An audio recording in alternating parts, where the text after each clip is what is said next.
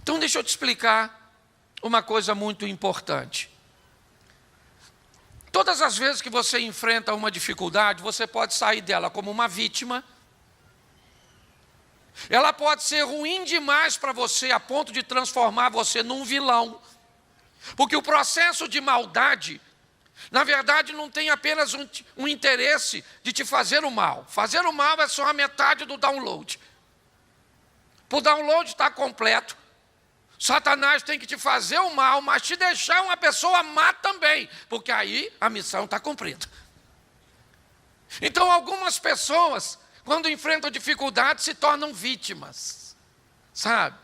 Com aquela historinha mole, de que a vida é difícil, sabe? Porque eu sofro por causa do meu pai, por causa disso, por causa daquilo. A culpa sempre tem que estar em alguém.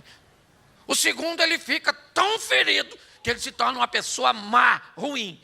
E você tem a terceira pessoa, aquela que resolve vencer.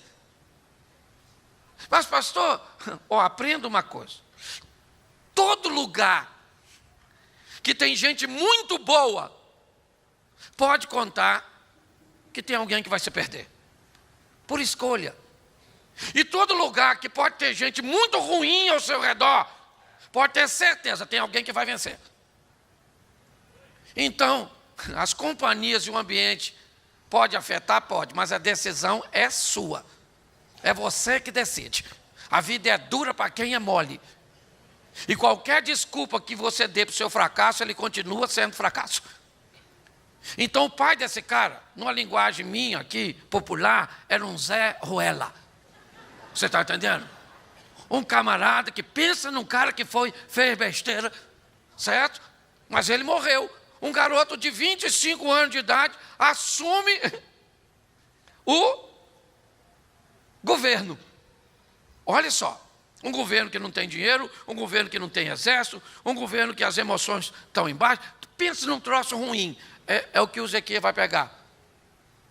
Mas preste atenção o que ele faz. A primeira coisa que Ezequias faz é descobrir onde ele está. É olhar o seu momento, o seu presente, com uma visão realista. Por pior que seja, é a sua situação atual. Ele faz uma leitura, onde nós estamos. Eu não sei se você reparou, mas o texto que li, certo? Olha o que ele diz, a partir do verso 6. Nossos pais transgrediram, fizeram o que era mal aos olhos do Senhor nosso Deus, o deixaram, desviaram o rosto do tabernáculo do Senhor e lhe viraram as costas. Também fecharam as portas do alpendre, apagaram as lâmpadas, não queimaram incenso, nem ofereceram holocausto. Por isso veio a grande ira do Senhor sobre Judá e sobre Jerusalém. Ele sabe exatamente onde eles estão. Ele fez uma leitura real. E quanto mais rápido você olhar o seu presente com clareza, por pior que ele seja, talvez a sua situação financeira já tenha sido boa, mas hoje não é mais. Hoje está difícil. Eu lembro, eu fiquei desempregado, meus filhos estudavam em escola particular. E eu não tinha como pagar, não tinha. Não dava. Aí eu olhei para minha esposa e falei, e agora? Estava no meio do ano. Tinha que sacrificar um dos meninos. Tinha que sacrificar, não dava. Eu tinha uma ajuda que dava para pagar a de um, mas não dava do outro. E aí, minha mulher falou, Cláudio, não dá para pegar emprestado? Eu falei, dá. Mas o mês que vem, eu não tenho nem como pagar um empréstimo e nem a outra prestação, ou a outra mensalidade. E ela falou, vai ter que fazer o quê? Eu falei, vamos ter que tirar o garoto. Vamos tirar o menino do colégio particular e vamos colocá-lo no colégio. Eu queria aquilo. Era triste, chato, humilhante, mas era a minha real ali. Pronto. Fui lá e tirei o garoto, cheio de fé de que eu ia arrumar uma vaga para ele no colégio público. O menino não conseguiu. Conclusão, o garoto perdeu um ano. Mas era a minha realidade, é o que eu estava vivendo no momento. Você está entendendo? Olhe para o seu casamento como ele está hoje. Olhe para os seus filhos como eles estão hoje. Olhe para a sua caminhada com Deus como ela está hoje. Eu não quero saber o que você já viveu com Deus, o que você sonha em viver. É importante que você tenha uma visão nítida do que está acontecendo com você hoje. Olhe com clareza, porque senão você não vai sair daí, meu filho. Certo? Está ruim, está ruim. Pastor, meu casamento está uma droga, então está uma droga. Entendeu? O que você tem que fazer? Sair desse vício. Não é droga? Então você tem que fazer alguma coisa para esse troço melhorar. Entendeu? Sua situação financeira, sua vida com Deus, eu não sei. Eu sei que as pessoas têm medo de olhar a sua realidade, porque talvez vai encontrar com algo que não está muito afim de ver. Então fica negligenciando. O Ezequias não. Ele olhou e falou, ó, nós estamos, ó, a chapa está quente.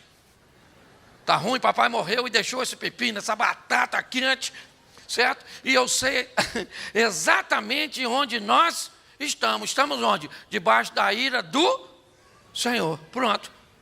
O Senhor nos entregou essa perturbação que nós estamos vivendo. Então ele já sabe exatamente onde está. Você consegue olhar hoje com clareza onde está seu relacionamento com Deus? Ah, pastor, eu já fui fogo puro. E hoje virou a Elsa. É ou não é verdade? Frozen. É ou não é verdade? Pelo amor de Deus.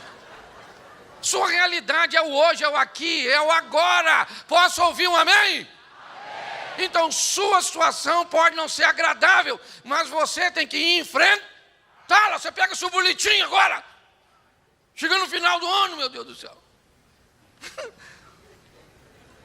Para você ficar burro, você tem que melhorar muito, segundo suas notas. Aliás, o burro pode se sentir ofendido, se comparado com você. Mas é a sua realidade. Acabou o ano, ainda tem mais uma prova para fazer? Ainda dá, então o que você vai fazer? Orar. Não, você vai primeiro estudar.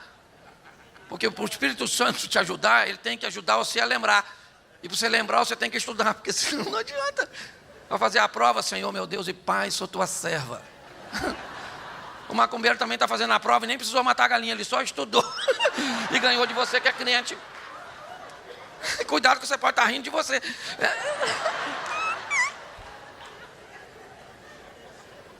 Então, primeiro é saber onde eu estou no meu relacionamento com Deus, onde eu estou na minha situação econômica, onde está meu casamento, onde está minha família. Eu preciso ter uma visão clara. Posso ouvir um amém? Amém. Isso. Próximo passo. Descobrir por que é que você está ali. O que me levou para esse lugar que eu não estou afim de estar? O que foi? Ezequias fez exatamente isso. Se você vê ele conversando aqui, ele mostra exatamente por que nós estamos debaixo de humilhação, de invasão, certo? De todas essas coisas. Ele diz no verso 6, estamos aqui porque os nossos pais transgrediram e fizeram o que era mal aos olhos do... Essa é a questão. No início do capítulo 29, Ezequias tinha 25 anos de idade quando começou a reinar, e reinou 29 anos em Jerusalém, certo? O nome de sua mãe era Abia, era filha de Zacarias. Verso 2, e fez o que era reto aos olhos do... Isso. Podia não ser reto aos olhos dos sacerdotes, podia não ser reto aos olhos dos amigos, podia não ser reto aos olhos da sociedade, mas Ezequias sabia uma coisa: ele queria agradar alguém, e esse alguém era Deus. Quando você for fazer algo, a primeira coisa que você tem que saber é o que aquilo que você vai fazer representa aos olhos, na visão, na perspectiva de quem? De Deus. Entrou uma roupa na moda, eu vou usar, beleza. Mas dá uma olhada. Esses dias eu fui conversar com a dona. Ó, como é que eu vou te falar isso? Nem sei. Ela estava, eu acho que ela deixou a metade na igreja. A dona estava... Eu fui conversar com ela, parecia filme com legenda, brother. Você não sabia para onde olhava, não é verdade? Se para a imagem, ou para a escrita. Eu falei, não pode. Você vai fazer um negócio, você vai fazer. O que você for fazer, você tem que colocar a visão, a perspectiva de Deus em primeiro lugar. Ezequias resolveu fazer o que era reto aos olhos porque o pai dele decidiu que não ia fazer. Olha só, aqui ele descreve, eu sei porque eu estou aqui. Porque se você não sabe porque o seu casamento está desse jeito, talvez não vai ter como melhorar. Você pode continuar fazendo, certo? O que não deveria fazer. E aquilo vai te manter no mesmo lugar. Por que teu filho não te obedece? Por que as coisas estão desse jeito, certo? Com suas finanças. Porque você não é capaz de identificar, certo? O que te levou para essa situação. Você só sabe que está ruim, está bom, está ruim. Mas o que foi, ou o que mantém isso? Ezequias faz toda uma leitura primeiro. E ela é imediata. No primeiro ano do seu reinado, no primeiro mês, abriu as portas da casa do Senhor e as reparou. Trouxe os sacerdotes e os levitas e disse: ouvi, ó levitas, santificai-vos, santificai a casa do Senhor, Deus de vossos pais, tirai do santuário toda a imundícia. Preste atenção, ele sabe exatamente o que está fazendo. Eu sei onde estou no ambiente de invasão, humilhação, escárnio, pronto. Eu sei porque eu estou aqui. Por que eu estou aqui? Porque os nossos pais fecharam as portas, apagaram as lâmpadas, não queimaram incenso, viraram as costas para o Senhor. Nossos pais resolveram fazer o que agradava aos homens e esqueceu de fazer o que agradava a Deus. Ele está no caminho certo, é verdade. Mas ele precisa saber de mais uma coisa. Ele já sabe onde está. Ele sabe o que o levou para ali. Mas apesar disso ser muito importante, ele precisa descobrir algo poderoso. Como eu posso sair daqui? O que eu tenho que fazer para sair dessa situação? E mais do que sair, eu preciso levar o povo que está debaixo, certo? Da minha responsabilidade. O que eu vou fazer para mudar esta situação? Para tirar minha família de onde está e levar para onde eu acredito que seja o melhor lugar. Para levar a minha situação econômica de onde está para uma outra situação. Para levar o meu relacionamento com Deus de onde está para onde eu acredito que Ele deve estar. Então, como é que eu vou sair daqui? No primeiro ano do seu reinado, abriu as portas da casa do Senhor. Por que ele abriu? Porque os pais fecharam. Acendeu as lâmpadas que os pais apagaram. Queimaram o incenso que os pais deixaram de queimar. Reintegrou os sacerdotes à posição sacerdotal, cujo seus pais e a liderança anterior havia cessado. Note que ele começa a fazer algo totalmente oposto àquilo que estava sendo feito. Depois de descobrir o motivo pelo qual o estava mantendo ali, ele fez uma leitura. Por que eu estou vivendo essa situação econômica? Ele tem uma visão bem interessante. Porque ele sabe que o problema não é econômico. Dinheiro é só uma fração do problema. Ele sabe que o problema que este povo está enfrentando é: Deus não está conosco. Ele está onde está, onde sempre esteve, mas nossos pais viraram as costas para ele. Note, ele faz questão de dizer: Deus continua de frente, querendo abençoar, mas nossos pais viraram as costas. É isso que ele está dizendo. Então ele sabe, irmãos, que nessa questão aqui, o problema é espiritual. Ah, pastor, mas ele não vai precisar de soldado? Vai. Ele não vai precisar de exército? Vai. Porque assim que ele começar a se recuperar, o que vai acontecer? Os inimigos vão tentar invadir para que ele não tenha sucesso. Então ele sabe que precisa de um soldado. Ele sabe que precisa de armas. Para isso ele precisaria de dinheiro.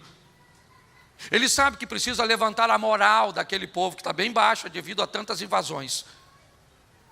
Mas Ezequias sabe que tudo isso pode mudar se ele trouxer Deus de volta. Se Deus voltar para a presença do povo, se Deus voltar para aquela nação, ninguém pode vencê-los. E Ezequias sabe disso. E é por esse ambiente que ele começa. Ele manda abrir as portas, acender as lâmpadas, queimar incenso, restabelecer o culto. Por quê? Porque ele sabe que se Deus voltar, as coisas serão diferentes. Então, depois que tudo está montado, a estrutura está montada, o culto está restabelecido, estão queimando incenso, está tudo direitinho, certo? Ele pede oferta. E é interessante por quê? Porque se você observar o capítulo 28, na descrição de Acais, indica que o povo já não tinha mais o que levar. Acais pegou os bens dos príncipes e deu de presente ao rei da Síria para conseguir paz. Quando acabou os recursos, sabe o que ele fez? Entrou no templo do Senhor, certo? E pegou os pertences da casa do Senhor e ofereceu como presentes, o que não adiantou nada. Mas isso aparentemente demonstra que o povo não tinha dinheiro. Mas quando Ezequias começa a mostrar para todo aquele povo que a presença de Deus poderia retirá-los de onde ele estava, porque eu não sei onde você está, eu só sei de uma coisa: Deus pode te tirar daí. Pronto. Ah, pastor, para ele me tirar daqui eu preciso de quê? Primeiro, descobrir onde você está. Segundo, descobrir o que te levou para esse ambiente. Mas tem um versículo nesse texto que para mim faz toda a diferença. O verso 10.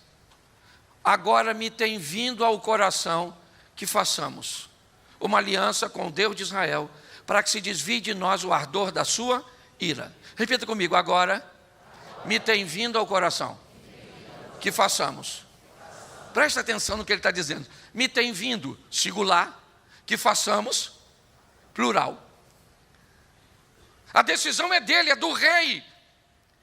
Ele está dizendo: me tem vindo ao coração que façamos uma aliança com o Deus de Israel, para que se desvie de nós o ardor da sua ira. Ele botou no coração e diz: eu vou fazer uma aliança com Deus. Mas a gente está precisando de tanta coisa, pode estar precisando do que vocês acharem que precisa. Mas tem uma coisa que para mim vai ser prioridade: Deus de volta no meio do seu povo. Nós vamos trazer a presença de Deus. E com isso, sabe o que o povo fez? Trouxe oferta. Mas muita oferta. Depois você lê, que eu não sou obrigado a ler tudo. Mas está tudo lá. Sabe o que ele faz? Manda celebrar a Páscoa, que é para lembrar o povo que Deus já fez. Eu gosto disso quando Davi fala para Saul, quando Davi falou assim: eu vou matar esse maluco desse gigante aí. O pessoal falou: esse garoto não regula bem não, você deve ser droga isso. Esses meninos usam crack, e ele fica com a mente perturbada, quer encarar o gigante. Aí levaram o Davi para o Saul. O Saul falou: Davi, deixa eu falar uma coisa para tu, menino, você não pode lutar contra esse cara, olha o tamanho dele, cara. Os quase matou a mãe dele quando nasceu. O cara grande, certo? O cara grande, não tem essa história. Você não pode enfrentar ele. Onde Davi mexeu? No passado. Certo? Que às vezes tem que olhar. Você tem um carro, no carro você tem um para-brisa, sim ou não? Ele está ali para você olhar para onde? Para frente. E você tem um retrovisor, ele é menorzinho. E ele serve para você olhar para isso. Você olha bastante para frente, mas de vez em quando tem que dar uma olhadinha, para lembrar do que Deus já fez. Porque se você lembrar o que Deus já fez por você, eu não sei por você, mas por mim. Menino, eu vou te falar, eu nasci, mas pensa numa situação. Eu descobri a duras penas que o pobre não troca de roupa, pastor. É a roupa que toca de pobre. Olha, eu morava numa casa, num ambiente tão apertado, a gente dormia 3 numa cama, que nós sonhávamos o mesmo sonho. Não tinha nem condição de sonhar mais de um sonho. Não cabia naquela cama. Pensa numa vida sofrida. Hoje eu olho para a minha vida, eu olho para o passado, às vezes eu reclamo, porque eu também entendi isso. Sabe? Quando Davi está lá diante do gigante, ele olhou para onde? Para o passado. Foi isso que ele falou com Saul. Só posso falar uma coisa com você? Estava apacentando as ovelhas de papai uma vez, viu um leãozão assim, falou para pegar uma ovelha. Eu falei, ele não vai pegar não, maluco. Não vai pegar não. Essa ovelha nem é minha, é de papai, mas ele não vai levar não. Aí Saul, sabe o que o leão fez? Pegou uma ovelha e saiu correndo com ela na boca. Ô, gente, esse é o texto mais bizarro da Bíblia para mim, pastor. Constrói na sua mente um leão correndo na frente, com a ovelha na boca e um garoto correndo atrás, com a tiradeira, um pedacinho de pau. E Davi falou, e aí eu peguei o leão, tomei a ovelha da boca do leão e matei o leão. Outra ocasião veio o urso. Falei, aí maluco, eu já estou com... já não sou mais réu primário. Eu, na verdade, já estou com um homicídio aí nas costas, certo? E para quem é difícil é matar o primeiro. Eu vou logo avisando, vou ter problema com o Greenpeace, com essa parada aí toda, certo? O urso não acreditou, veio e matei o urso. Matei o leão e matei... e eu vou matar esse gigante. Deixa eu fazer uma pergunta para você. Para você chegar até aqui, quantos leões e ursos você já matou na sua vida? Quem foi que você enfrentou que te venceu? Então não é esse que você está enfrentando hoje que vai te vencer, porque o Deus que você serve, certo? É o Deus do passado, mas é o Deus do presente para te dar vitória. Você consegue entender? Às vezes a nossa mente precisa, certo? E não é lembrar do milagre dos outros, não, é lembrar do seu.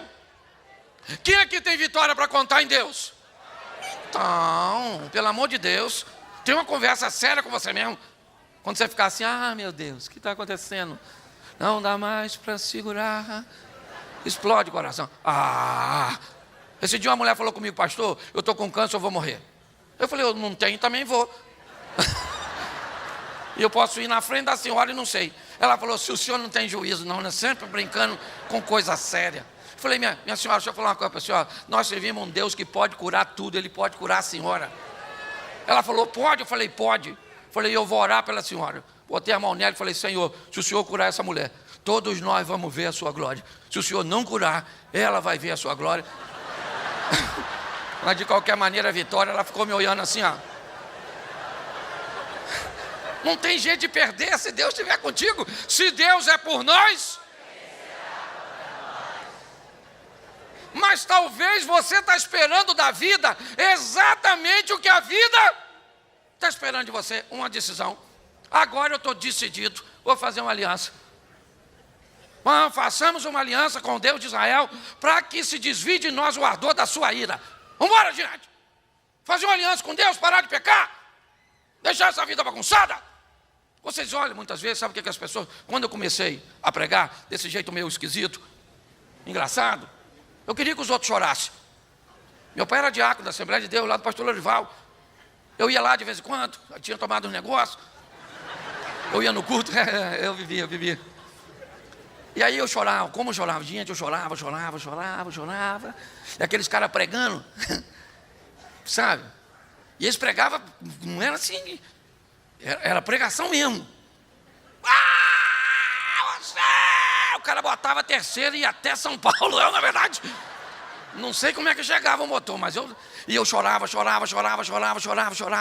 E eu via aqueles congressos.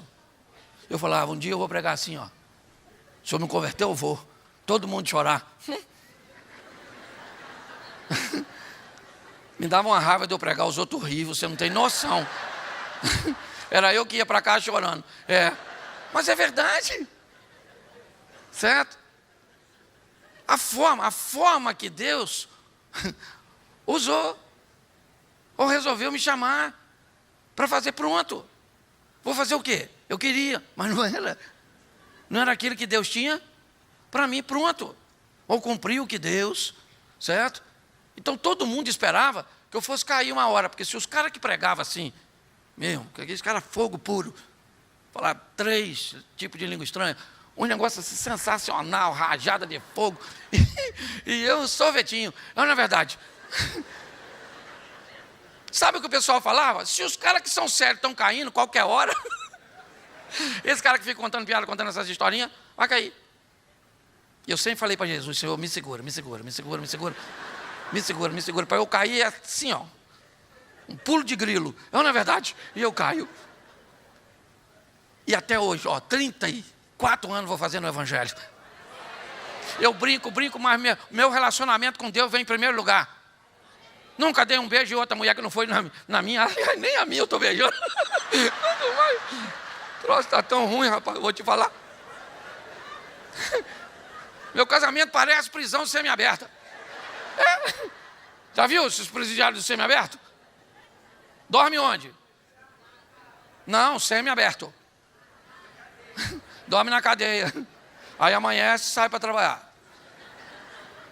Escurece, volta para dormir na cadeia. Amanhece, vai para trabalhar. Está lembrando de alguém? E lá uma vez ou outra tem um encontro íntimo. É mais ou menos o que nós estamos. E pior, pegamos perpétuo, na verdade. No semi-aberto. Mas volte aqui.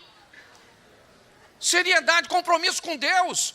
Ezequias sabe que ele precisa de muita coisa, mas tem algo que sobressai a tudo isso. E o que é? A presença de...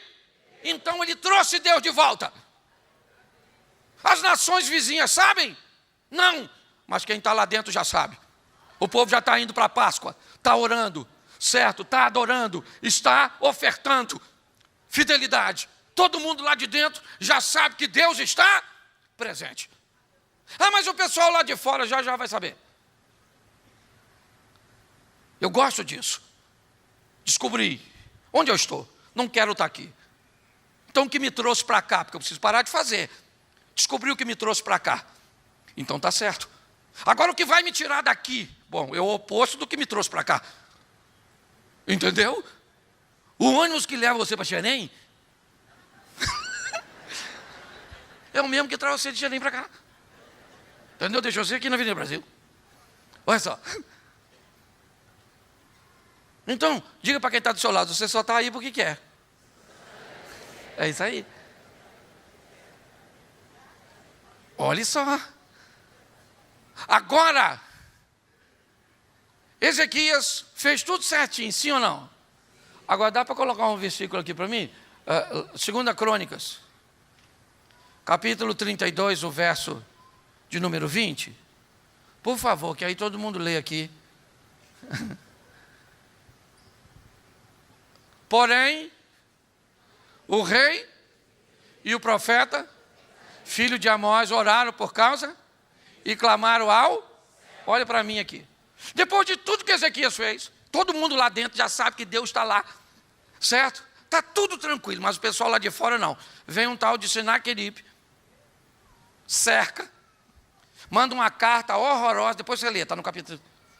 Tá bom? Eu vou ler não. Mas pensa numa carta abusada do Senaqueribe. Sabe o que ele falou com o povo? Ó, pessoal, tradução minha. Não acredito no Ezequias não, hein? Porque meu pai ganhou do pai dele, ó. Ou seja, eu estou acostumado a ganhar e ele está acostumado a perder. Certo? Então eu vou logo avisando. Certo? É melhor vocês se renderem, porque eu vou entrar aí e vai dar ruim. Sabe por quê? Porque ele falou para vocês servirem apenas um Deus.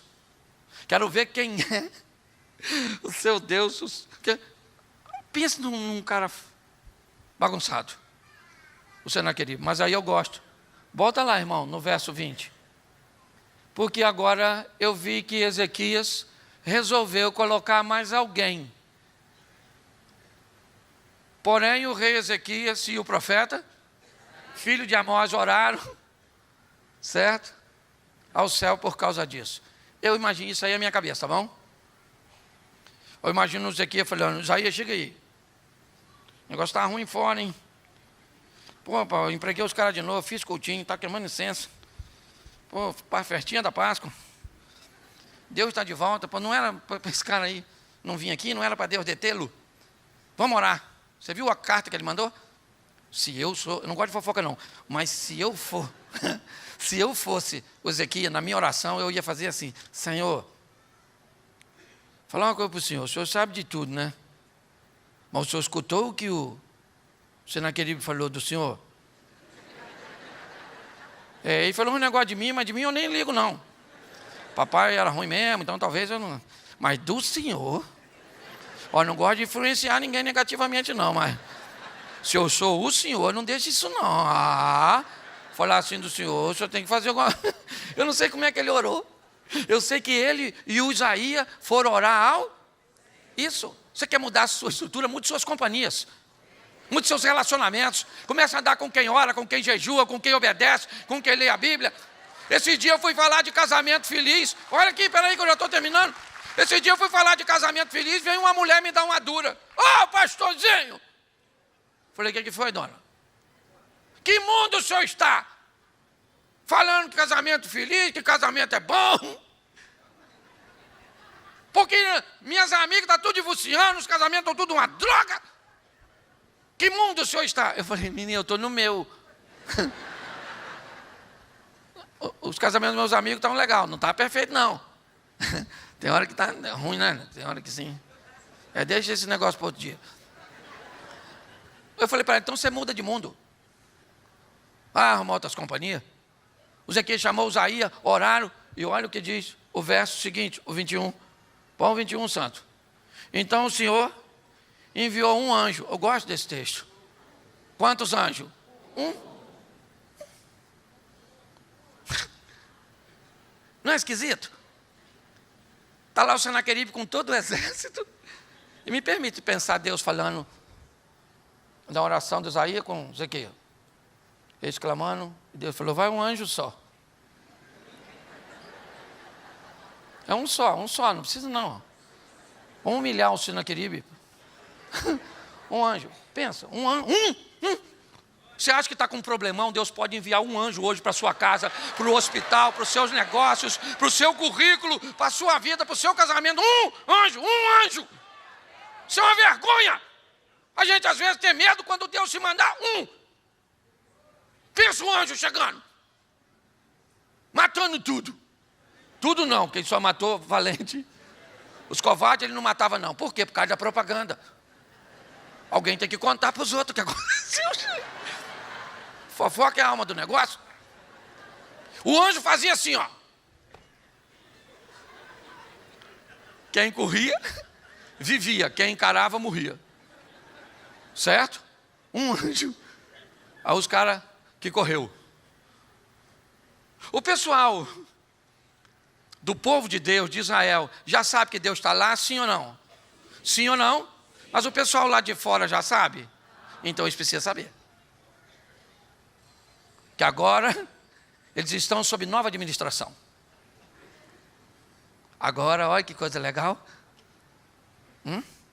Todo mundo ficou... Quem correu, correu. Pensa ele chegando lá longe. E falando...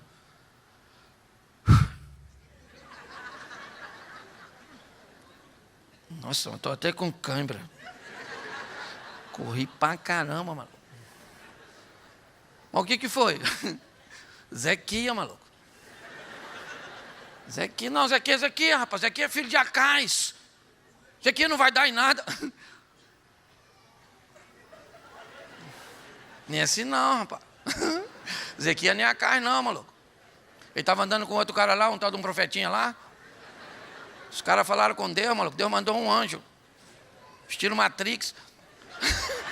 O cara matava com força mesmo, anjo matador, isso aí. Alguém deve ter perguntado, um anjo só maluco, se tem 12, eu não consigo fugir, não é verdade?